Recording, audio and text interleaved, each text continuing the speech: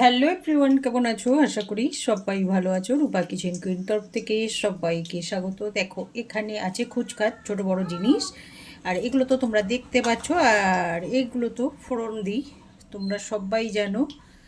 আর এগুলো বলতে আর কিছুই লাগে না, তাহলেও বলতে হবে। এখানে আছে জিরে, এই গোটা গোলমরিচ, এলাচ, ছোট এলাচ, বড় এলাচ, আদা।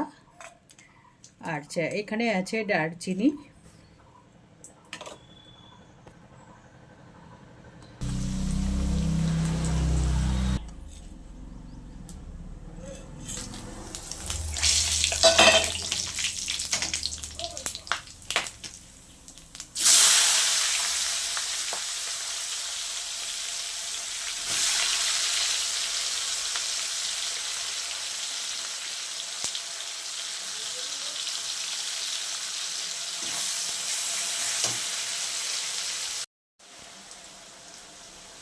দেখো, এখানে আছে আদা, রসুন, পেঁয়াজ কুচানো, জিরে, ধনে, হলুদ, লঙ্কার গুঁড়ো, মানে যতটা যা মশলা দিতে হয়, মানে রোজগারের মশলা সবটাই এটার মধ্যে দিয়ে নিয়েছি। আর এটাকে আমি মিক্সার বাটিতে বেটে নেব। তোমরা দেখো, আর প্রথম থেকে শেষ পর্যন্ত দেখতে থাকো। আর একবারও হলে এটা করে খাবে, একদিনের জন্য হলেও এটা করে খাবে। পেঁয়াজটাকে খুব ভালো করে আমি লাল লাল করে ভেজে নিয়েছি। আর দেখো, বেশ লাল লাল হয়ে গেছে। এবার আমি কাঁচা মশলাগুলো দেব। দেখো কালারটা হয়েছে, দেখো। এইবার দিই,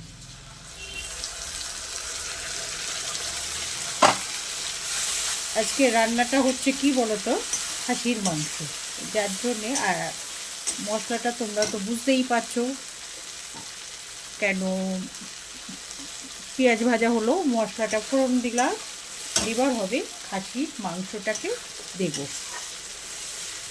খাসির মাংসটা এবার বুঝতেই পারছো। আর মাংসটা আমি হালকা পাতলা, এই গরমে একদম পাতলা ঝোল হবে। এবার আমি গোপন একটা আমার মাংসের মশলা আছে, আমি বললো গোপন মশলাটা কাউকেই বলি না, শেয়ারও করি না। তবে তোমরা যদি আমাকে কমেন্ট করে জিজ্ঞাসা করো তাহলে আমি বলতে পারি, নাহলে গোপন মশলাটা আমি কাউকেই বলবো না। তোমরা কমেন্ট করবে তাহলে আমি বলবো এটা গোপন মশলা। একদম শাদি বাড়ি, অনুষ্ঠান বাড়ি মতনই রান্নাটা হবে, তবে পাতলা ঝোল হবে। খেতে বলো একদম, মানে তোমরা যেটা বলো বিয়েবাড়ি অনুষ্ঠান, মানে সব অনুষ্ঠানের মতনই যেটা রান্না হয় মাংসটা, একদম তারই স্বাদ পেয়ে যাবে। মনে করবে আমি যেন বসে হোটেলে খাচ্ছি।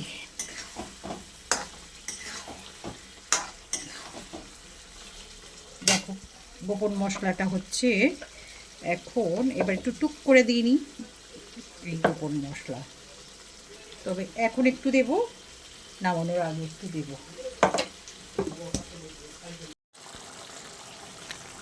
এই একটা, এটা হচ্ছে বানানো, হাতে বানিয়েছি এই মশলাটা। দেখো দারুণ। দেখো, আগে একটা মশলা দিয়েছিলাম, এটা এটা হচ্ছে আমার গোপন মশলা বললাম। দেখো,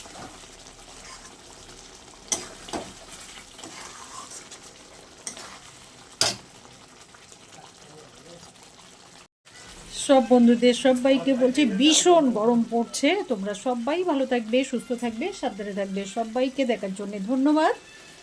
আর এই গরমে তোমরা বেশি করে জল খাও, টক খাও, আর ফল খাও, আর খুব হালকা পাতলা রান্না খাও। দেখো, আমি মাংস করছি, তবে এটা বলো আমি ভীষণ হালকা পাতলা রান্না করব। আর জল যখন দেব তখন তোমাদেরকে দেখাবো। ঠিক আছে, তাহলে এবার কষানো হয়ে গেছে, এবার আমি জল দেব।